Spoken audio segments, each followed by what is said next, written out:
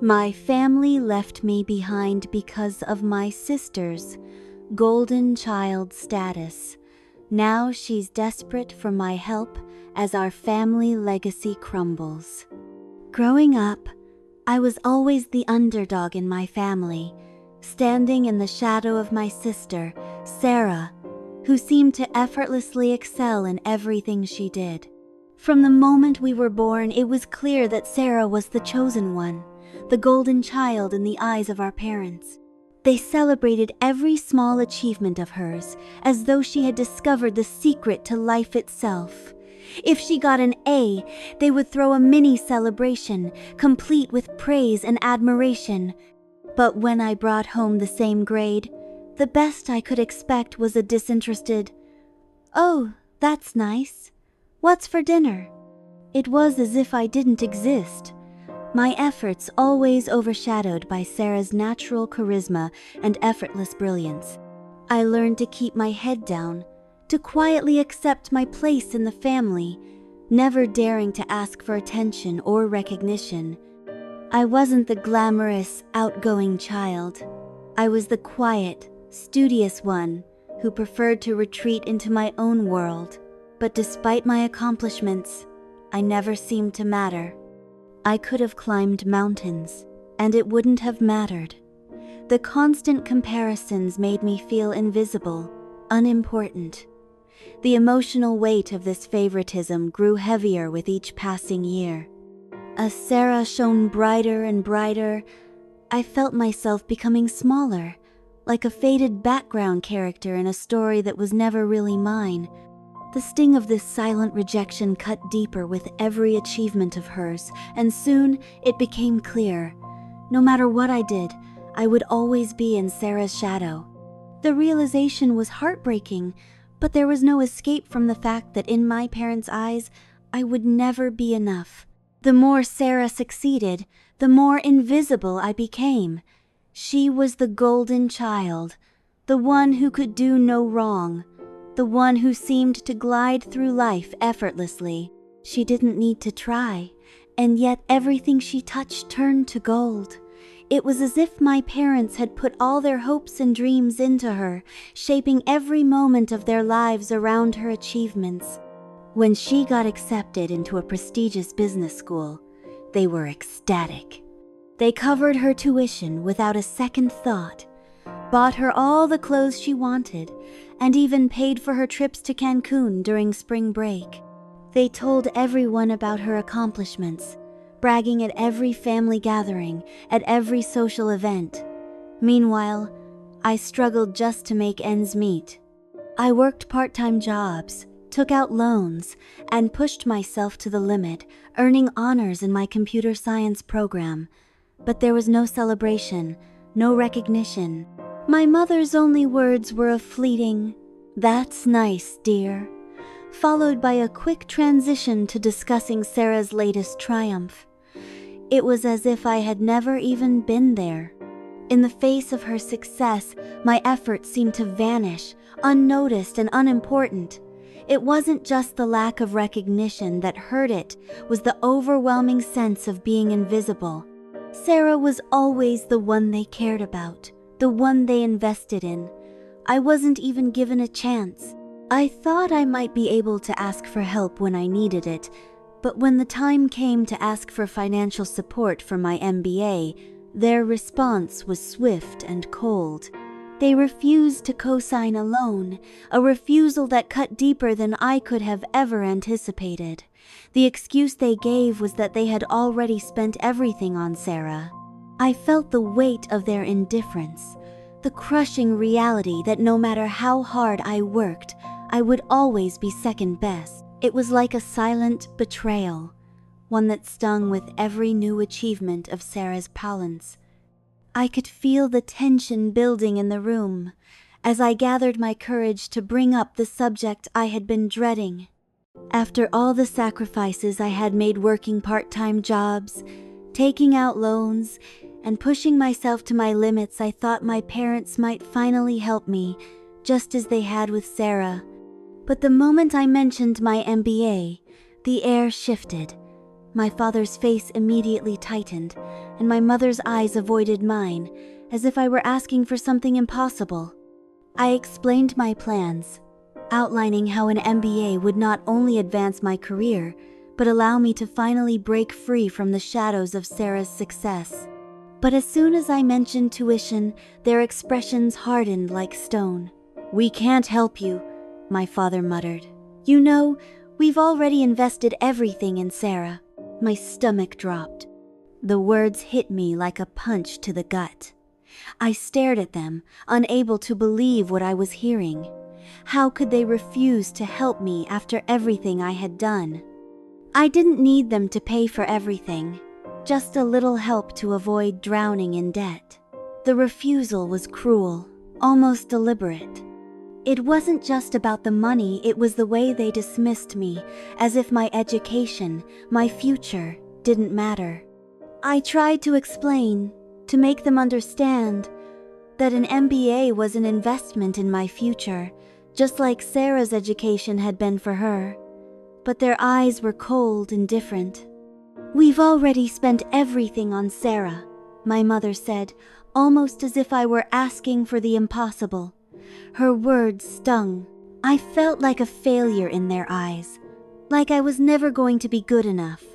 The silence that followed was suffocating, and with each passing second, my hopes of ever being seen as worthy in their eyes crumbled.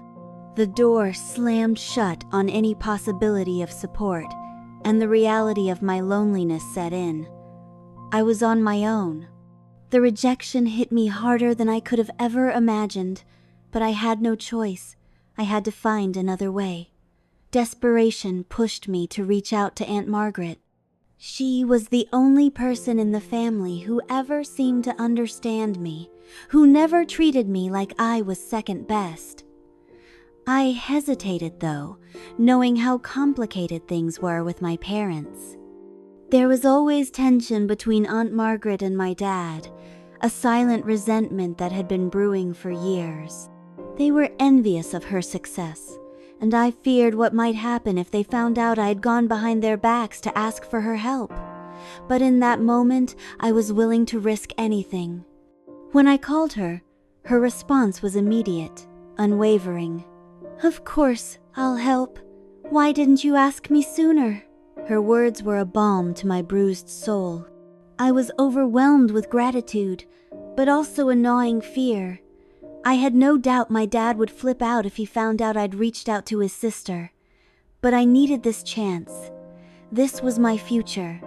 So, I took the leap, and Aunt Margaret quietly paid my tuition. For a brief moment, I felt like I was winning.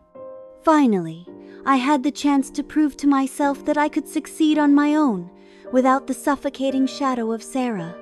But that feeling of relief was fleeting.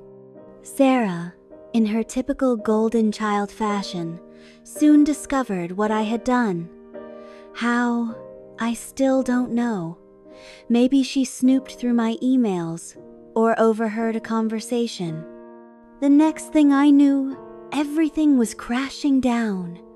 I walked into my house one evening to find all my belongings packed into boxes, my parents seated on the couch, and Sarah standing there with a smug smile.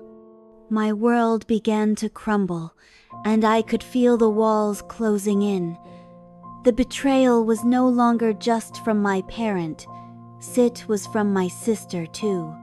I could barely catch my breath as I stood in the living room, staring at the sea of boxes that held everything I owned. My heart pounded in my chest, every beat a reminder of the unbearable weight of the betrayal. My parents sat there, stone-faced, as if nothing had changed, while Sarah stood smugly by their side, her arms crossed in a way that screamed victory. My mind raced. This had to be some sick joke, right? But there was no mistaking the cold, hard truth staring me in the face.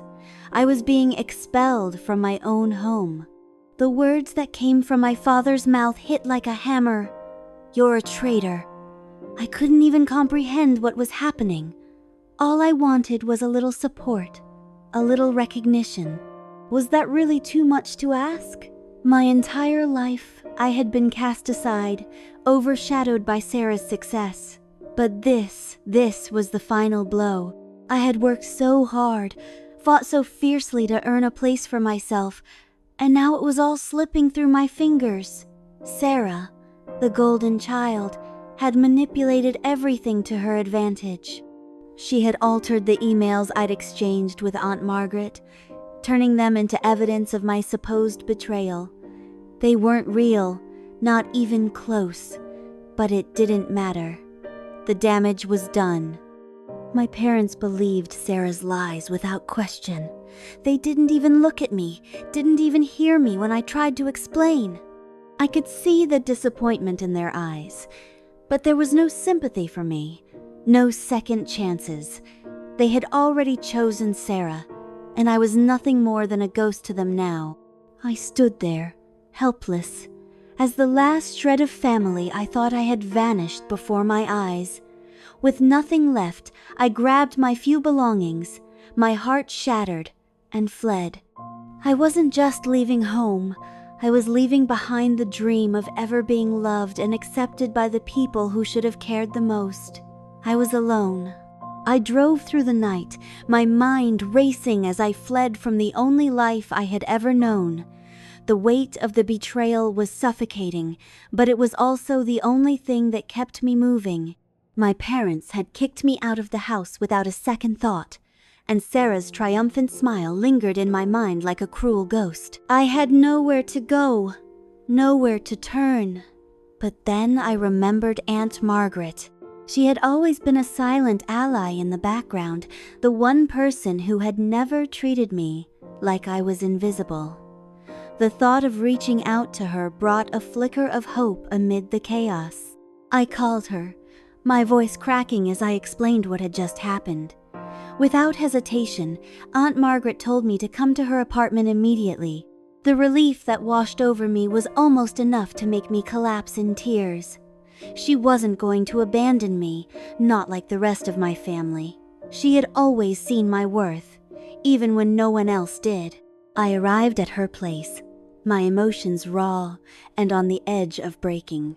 Aunt Margaret greeted me with open arms, and for the first time in days, I felt safe. She reassured me that she would support me, not just financially, but emotionally as well. But even as I stood there, I could feel the weight of what I had lost. The family that had once been everything to me now felt like a distant memory. My parents' rejection had cut so deep, but in Aunt Margaret's embrace, I found a flicker of hope for the future. It wasn't much, but it was enough to remind me that I was not alone. It didn't take long for Sarah to ruin everything I had worked so hard to rebuild. I should have known that nothing good would last in this twisted family dynamic, but I refused to believe that she would go this far. The tension in the air that night was suffocating when I returned home after my long day at work. The house felt too quiet, like a storm was brewing just beneath the surface. As I walked into the living room, I felt a chill creep up my spine, and when I saw my belongings stacked into boxes, my heart sank. For a moment, I thought my mind was playing tricks on me. What was happening? My eyes met Sarah's smug expression, and it hit me all at once as she had done it. My parents sat on the couch, their faces grim, eyes cold, while Sarah stood off to the side, watching with an almost malicious satisfaction. My breath caught in my throat as my father handed me a pile of papers. I didn't understand. The world felt like it was spinning too fast, and yet everything around me was eerily still. As I sifted through the papers with trembling hands, the truth began to unfold, and my world crumbled beneath me. Sarah had created fake emails that made it look like I had betrayed the family, giving Aunt Margaret trade secrets to our family restaurant in exchange for tuition money. It was absurd, a twisted lie so elaborate that it almost seemed real. But I knew the truth. I never shared any secrets. I didn't even have access to those things. Yet, my parents believed it. They were already too far gone, too willing to believe anything Sarah said. My father's voice boomed with anger, accusing me of treachery, and for a moment, I couldn't breathe. I tried to explain, to tell them that Sarah had fabricated everything, but it didn't matter. Their trust was shattered. In their eyes, I was the enemy. They had chosen her. And as I stood there, the weight of their rejection crashing down on me, I knew I was no longer part of their world. I was nothing. I felt my world shatter as I stood in front of my parents, their cold eyes piercing through me. While Sarah watched from the side, her smug expression a constant reminder of her victory. My heart ached with every word that came from my father's mouth. "You're a traitor," he spat, and I felt my breath catch in my throat.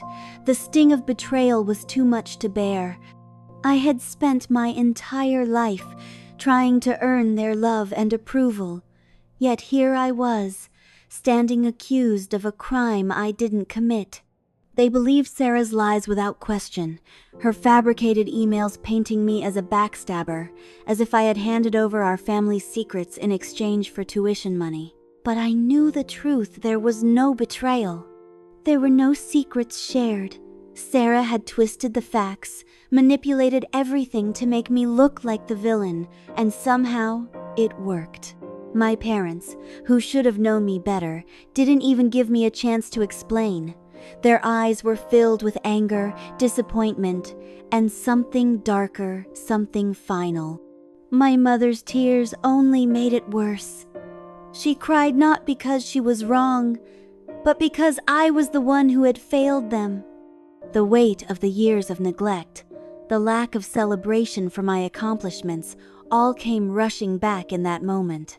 Sarah had always been the one they favored, and now, in their eyes, I was nothing more than a disappointment, a traitor to the family. My father's harsh words echoed in my ears as he told me to leave, and I felt the floor beneath me crack. I was nothing to them anymore. With only a few boxes of my things and the clothes on my back, I was thrown out into the night, into a world that had never truly been mine. I was no longer part of their family. I drove away from the only place that had ever been home, my heart heavy with a mix of betrayal and disbelief. The emptiness in the car was suffocating, the silence deafening. As I passed familiar streets, memories of family gatherings, laughter and warmth all felt like cruel echoes in my mind. But those memories meant nothing now. Everything had changed in the blink of an eye. My parents had turned their backs on me, and Sarah, my own sister, had orchestrated the final blow. I couldn't wrap my head around what had just happened. The weight of the rejection threatened to crush me, but I couldn't afford to break down. I had to keep moving, keep pushing forward. I needed somewhere to go, someone to turn to. That's when I remembered Aunt Margaret. She had always been the one person who truly saw me, who never treated me like a shadow. The thought of going to her gave me a small glimmer of hope, a lifeline in the sea of despair that was threatening to drown me. I called her, my voice cracking as I explained the nightmare I had just lived through. Aunt Margaret didn't hesitate. "Come here right now," she said, her voice steady, filled with the kind of strength I so desperately needed. When I arrived at her apartment, I almost collapsed into her arms. The comfort I found there was unlike anything I had felt in days. She wasn't like my parents, who saw me as a failure. Aunt Margaret believed in me. She reassured me that everything would be okay, that she would help me in any way she could. But even as I felt her warmth, I couldn't shake the feeling that I had lost something irreplaceable, me family. They had cast me aside, all for the sake of Sarah's lies. Despite Aunt Margaret's support, I knew that the pain of what had happened would haunt me forever. But in her home, I found a sense of peace I had long been denied. For the first time in days, I felt safe. The weeks that followed were a blur of emotions, anger, confusion, and a strange sense of relief. I had been given a second chance, but it didn't feel like victory. Instead, it felt like I was barely holding on to the pieces of myself that hadn't been shattered by the family I once thought loved me. Aunt Margaret's unwavering support became my anchor. She had opened her home to me, offering not just a roof over my head, but a sense of security that I desperately needed. But even in her comforting embrace, there was an undeniable ache in my chest. I had worked so hard to prove myself, to rise above the constant comparisons, to carve out a space where I could be valued for who I was. And yet, here I was starting over, abandoned by the very people who should have been my biggest supporters. As I settled into my MBA program, the sense of isolation deepened. I couldn't help but wonder what my parents were doing, how Sarah was manipulating her way back into their favor, and if I would ever find a way to mend the deep wounds they had inflicted. The first few months were excruciating. Every success I had felt like it came at the cost of my family, a cost I had never asked to pay. But slowly, something began to change within me. The pain, though still there, became a fire that fueled my determination. Every class, every project, every late night spent studying it was all a testament to my resilience. I wasn't just doing this for me anymore.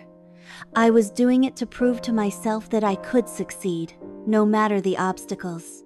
And in that journey, I began to rediscover who I was, independent of the expectations and betrayals that had defined me for so long. 3 years had passed since I was cast out of my own home, since the family I had spent my whole life trying to please turned their backs on me. It was a time of deep healing, yet every day carried the weight of their abandonment. I had rebuilt my life, piece by piece, but the scars they left on my heart never truly healed. I had found success, earning my MBA and landing a prestigious job where my abilities were finally recognized. But despite the accomplishments, the absence of my family lingered in the background like a shadow I couldn't shake. Then, just when I thought I had finally escaped the pain of the past, Sarah walked back into my life. The sight of her was enough to make my chest tighten. She looked different. Her usual air of superiority replaced by an almost frantic desperation. She came to me, asking for help, no, begging. The family business, the one my parents had invested everything into, was on the verge of collapse. They were drowning in debt, and Sarah, the golden child, was at the helm, unable to keep it afloat. It was as though the universe had handed me a twisted kind of revenge. After all the years of being overlooked, betrayed, and discarded, now Sarah was the one who needed me. I could feel the anger rising within me, a deep, burning fury that I hadn't realized had been simmering under the surface all these years. But even as I struggled with the satisfaction of seeing her grovel, there was something else. Something I didn't expect. A part of me still cared, still wondered if the bond we once had was worth salvaging. But then, I thought about everything she had done to me. The lies, the manipulation, the coldness. She was the one who had forced me into this position, and now she wanted my help? With a calm that surprised even me, I told her, "Number." The word felt like a weight being lifted from my chest, as though I was finally breaking free from the shackles of the past. The family that had torn me apart no longer had the power to control me. I had found my strength, and I wasn't going to let them drag me back into their mess. When Sarah returned, standing at my door with that desperate look in her eyes, I felt every ounce of the anger, betrayal, and sadness I had buried over the past 3 years rise up like a storm. She had the nerve to show up after everything she had done, after throwing me out, after ruining my life with her lies, and now she was begging me for help? I almost slammed the door in her face, but something stopped. Mia twisted curiosity, perhaps. She stood there, her once arrogant demeanor now replaced with vulnerability. "Please," she said, her voice breaking. "We're losing everything. I need your help." I could see the desperation in her eyes, the panic that had overtaken her.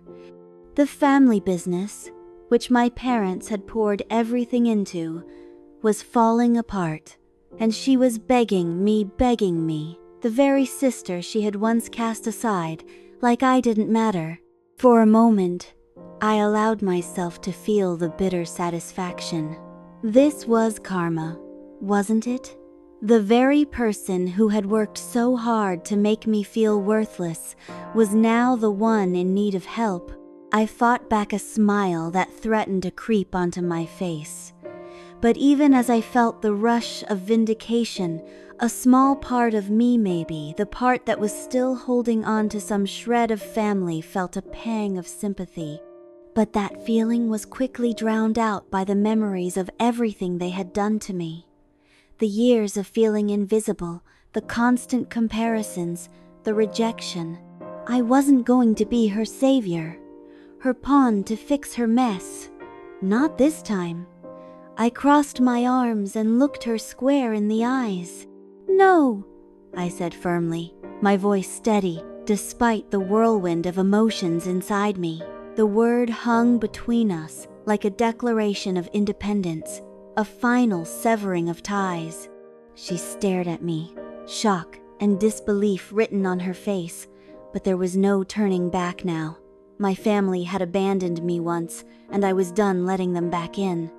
I would not sacrifice everything I had built for them. My life was my own now. I turned and walked away, leaving Sarah standing there, her desperate pleas falling on deaf ears. It felt like freedom, but the weight of the past would always linger.